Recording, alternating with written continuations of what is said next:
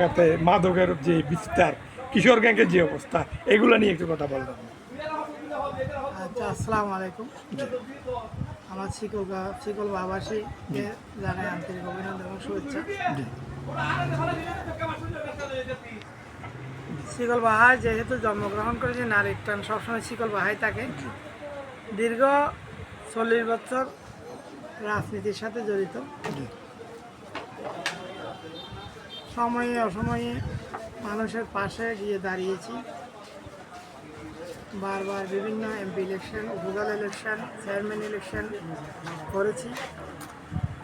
আল্লাহ রহমতে যথেষ্ট নির্বাচন নিয়ে যথেষ্ট অভিজ্ঞতা আছে এবং শিকল বাহার আনাচে কানাচে পার্টি করি হিসাবে পার্টি করি সেই বদলতে সবাই আমাকে চিনে।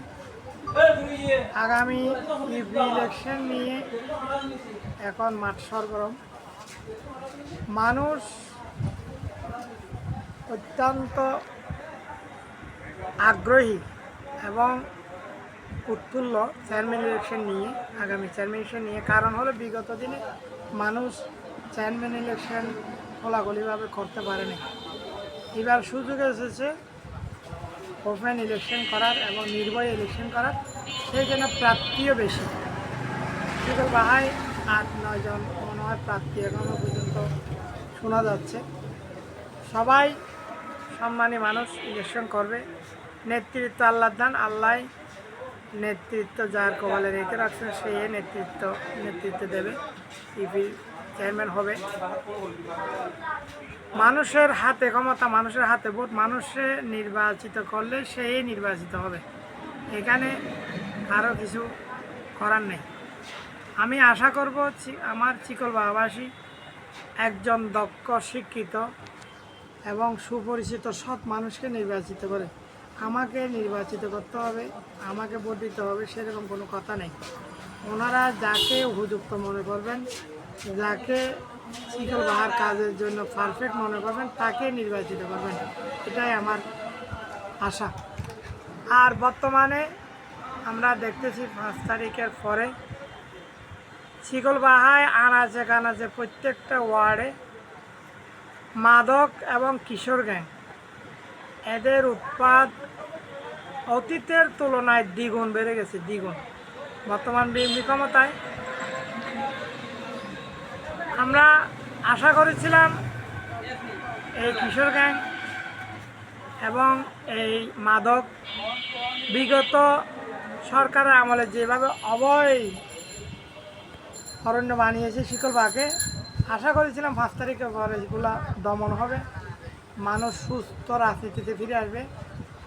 কিন্তু সামাজিক অবস্থা এত যে অধপতন হয়েছে, এত যে মানুষের অবক্ষয় হয়েছে, চারিত্রিক অবক্ষয় হয়েছে, বলার মতো নয়। প্রত্যেক পাড়ায় পাড়ায় কিশোর গ্যাং আর মাদকের ছাড়া রাত হলে বিভিন্ন জায়গায়, আমি তো সবসময় সপ্তাহে 5 দিন শিকল বাহাই থাকি, কিন্তু দেখা যায় যে প্রত্যেক পাড়ায় পাড়ায় মহল্লায় কেউ মাদক বিক্রি করে, কেউ মাদক খায়। সারা রাত রাস্তায়, রোডে, ঘাটে, দোকানে, আশেপাশে এইসব মাদকের টাকা জোগাড় করার জন্য চুরি, হাইজ্যাক, এগুলা ইয়ং উড়ুক্তি বয়সের ছেলেমেয়েরা সবাই এখানে জড়িত হয়ে গেছে।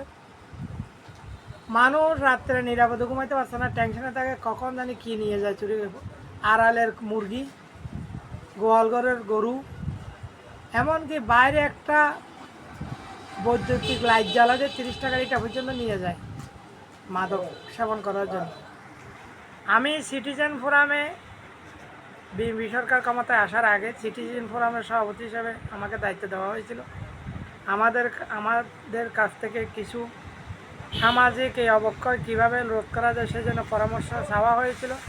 আমরা পরামর্শ দিয়েছিলাম, কিন্তু সাবেক যে ওসি সাহেব ছিলেন 5 তারিখের পরে, ওনারা শিকল বাহার এই মাদকের ব্যাপারে তেমন আন্তরিক ছিলেন না। ওনারা ছিলেন ডেভিল নিয়ে ব্যস্ত, ডেভিল খুঁজে ধরে এদের থেকে কিভাবে টাকা কামানো যায়, ব্যবসা করা যায়, এইগুলোতে ব্যস্ত ছিল। শিকল বাহার আইনশৃঙ্খলা উন্নয়নে তারা তেমন কোনো ভূমিকা পালন করে নাই। আমি সিটিজেন ফোরামে অনেকবার এ নিয়ে প্রতিবাদ করেছি।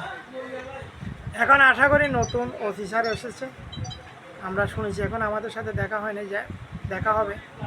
দেখা হলে আমরা অনুরোধ করব আমাদের পক্ষ থেকে, আশা করব বর্তমান ওসি সাহেব এগুলো নজরে নিয়ে আমরা যারা ওয়ার্ড পর্যায়ে আমাদের নেতা কর্মী, সামাজিক এবং সমাজের সর্দার মাকবর, মসজিদের মুসল্লি মতোয়ালি, এদের কাছ থেকে রিপোর্ট নিয়ে শিকলবাহাকে মাদক মুক্ত এবং সন্ত্রাস মুক্ত করার জন্য কার্যকরী উদ্যোগ গ্রহণ করবে এই আশা করি।